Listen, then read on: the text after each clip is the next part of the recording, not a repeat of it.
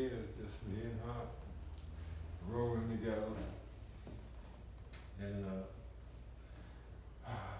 man, I really appreciated her in the last moments. We kind of bonded, and we had our arguments, because we always did argue with each other. You know, ever since I was a young guy, you know, we beefed all the time. I never could understand, you know, what she was trying to tell me and what she was trying to show me. And man, it's just I lost someone that I've had all my life, and now I don't have it anymore. And it's I mean,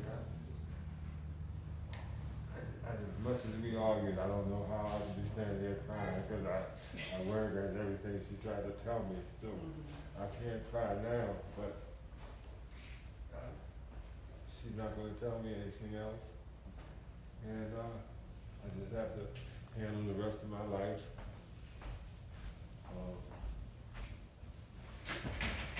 It's,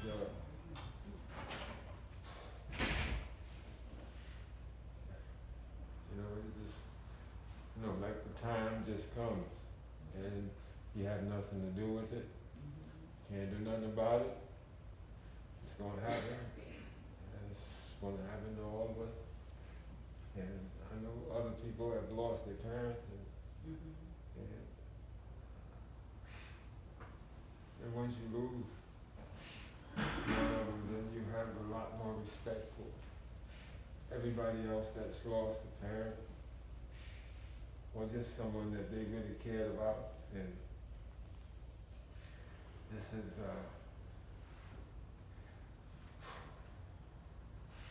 I just gotta try to get myself together a little bit. But and I miss my mom, Oh, yes. and you know, it didn't matter what I had to do for her. And I'm glad I was there to help her out and look out for her in these last days of her life. And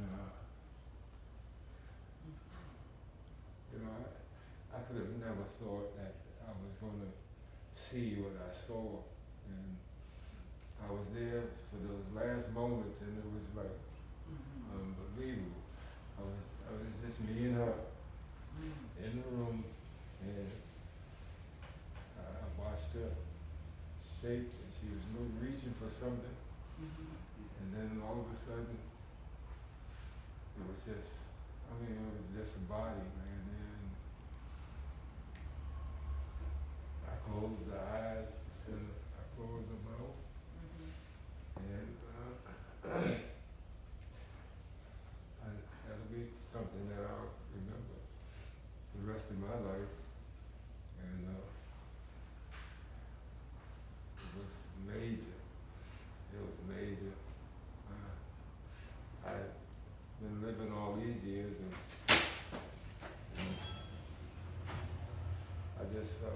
I'm just happy that she's not suffering anymore, Right. and she's on the way, and she's already there, on the way. I'm on my way. She's already there.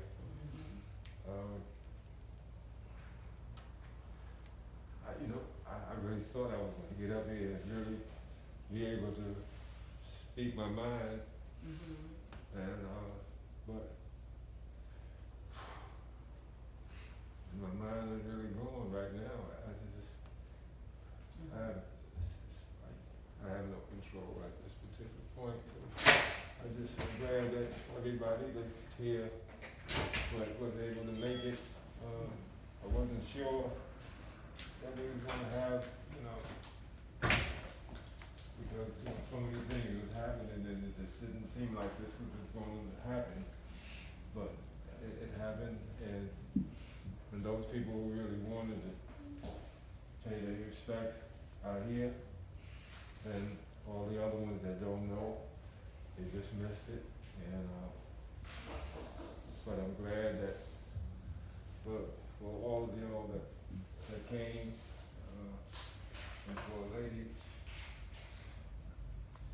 95 years old and still have people come to see her when she dies, you can only hope for that.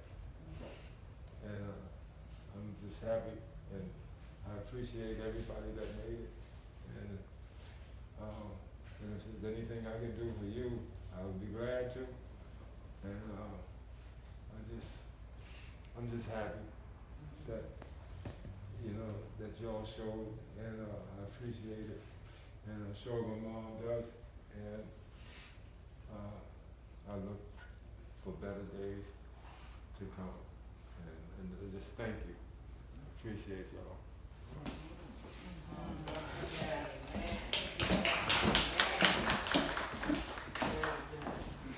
Thank you, Joe. For anybody who knows Joe or this family, you know that Joe has a right hand. He has a backbone. Oh, yes. He has a ride or die. Somebody who sticks by his side. And someone who through this process took the reins and said, baby, sit down, I got this. All right. That is none other than his wife, who also was a caretaker to Miss Viola, who loved her, not just like a daughter-in-law, but Amber made sure to let me know she loved her like a daughter. And so at this time we make way for the daughter-in-law who is more like a daughter, Amber Lewis.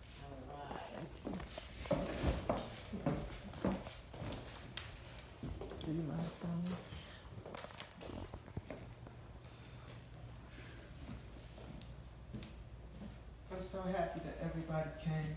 It is really a blessing that everybody showed up for my mother-in-law. I'm thinking 95 years old. Most of her peers, probably everybody in here, most of us will never live to be 95. That's right. So to just know that people, like Joe said, came out, besides for family, we really appreciate it. We've been married 40 years. So I met her, when I first met her, I'm in New York, and Joe, we're young, so he's out, hanging out. So he knows his mother's coming in town, but he comes home with a hangover. Talking about, you gotta go pick her up. And I was like, what? I don't even know, I'm from Detroit, I just got to New York a couple months ago. I don't even know how to get to the airport, but I got my best friend, and we jumped in his car to go to the airport. Now I'm wondering, well, what's she look like? So we waiting. I see this lady get off the plane, look just like Joe. She got the hat on, she got the nose. Everything. She looked just like, I said, that's gotta be her. So I ran up to her, and she was like, yeah, she was so happy to meet me, and I was so happy to meet her, because Joe had kept saying, oh, you're just like my mother, my mother. So we got along, she kept saying, you're my daughter. And every place I would take her when she would come to visit us, people always thought it was my mother. They'd always say, oh, you and your mother look just alike. And I'd be like, that's not my mother. It's my mother. You know we look just alike. And my mother looked just alike. Even my mother-in-law used to say, I don't know why people always say we look just alike. I don't see it. That's probably because we're both tall and skinny. Because we both used to, her legs happened to be skinnier than mine, which was like, I had never met anybody like that. So we would laugh about that, about whose legs was the biggest, and they both was this big. But when we had to, Joe left his job first and retired early and came down. We still have our apartment in New York, and we keep it. And then I didn't want to give up my job. I had a good job too, but I had to follow Joe. And we came down, and Joe took her everywhere. People thought she was his wife. When I got here, people were like, oh, I didn't know I thought that was your wife. And she looked young, so of course, people thought that she was so active. And she didn't care about that. She was happy about it. She didn't care. But taking care of her was definitely a challenge because I've never been a caregiver, even for my own mother. My mother died of Alzheimer's, but she had to be hospitalized because she had other ailments.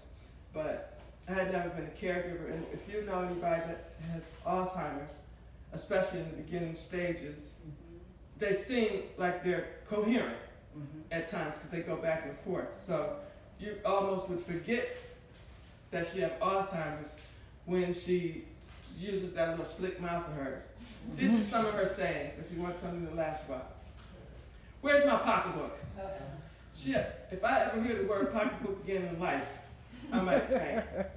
She wanted a pocketbook. She took a pocketbook. She was from the old school. She called it a pocketbook. It wasn't a purse. It was a pocketbook. And where is it? She wanted a pocketbook. When we got her at Al's place, which is the Alzheimer's Daycare Center, they don't allow the participants to have purses. So getting her out the house without a pocketbook was crazy. All the way from her bedroom, where's my pocketbook, to the family room, where's my pocketbook, to the kitchen, where's my pocketbook, to the garage, where's my pocketbook? And do you know she would get on the van and say, do you know they forgot to give me my pocketbook? Stockings, pantyhose. It took us like 2 years to get her out of pantyhose. Because we had to stop the pantyhose because we had a monitor put on her ankle to track her in case she got lost. So when they come to check the batteries on it at Al's place, she can't have on pantyhose. She got to have on socks. So it took about 2 years to get her out of pantyhose. And then another 4 years to get her out of the pocketbook. And then she went through the stage where she hated me and Joe. I can't stand y'all. I've always been around lovely people. Ma, you got to take a bath. I took a bath. You have not taken a bath. I'm not a habitual liar. No, she was a librarian, so habitual was a big word. I'm not a habitual liar. I can't stand you. Then the next week she'll say, I love you. I love you. Even when her granddaughter, Sean, would do her hair. Sean got a beauty shop, and she'd keep her hair laid because Joe kept her dressed nice, always went shopping for her and everything. And LaShawn, she'd give LaShawn a hard time. I guess LaShawn would talk about that. But then she'd be so fly when she'd leave, she'd forget all about all that mess. It hurt my head. She was a strong personality. Yes. She did it her way. She was very athletic. That's why she lived so long. Y'all gotta walk. You better walk. I walk 5 miles a day. Y'all better walk, because walking, a lot of people here used to see her walk. And even Mr. Fields, who owns this building, he told me, oh yeah, I know her. I used to see her walking. And walking to keep you alive. And water. Walking and water. 2 W's. So I just want to say I'm proud of Joe because he did, I followed as a spouse. And I thought that was the right thing for me to do. But for Joe, he didn't have to do it. But he did, and he really did. He gave up his entire life for his mother. And I'm so thankful that you guys showed up. And God bless all of you. Thank you.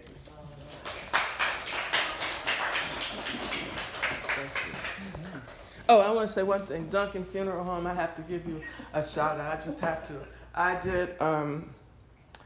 did Sean, Joe's baby brother, who passed away. I did his funeral because my mother-in-law asked me. When I got down here, she said, I want you to handle everything. And she had already hired Duncan Funeral Home, so I didn't know them, of course.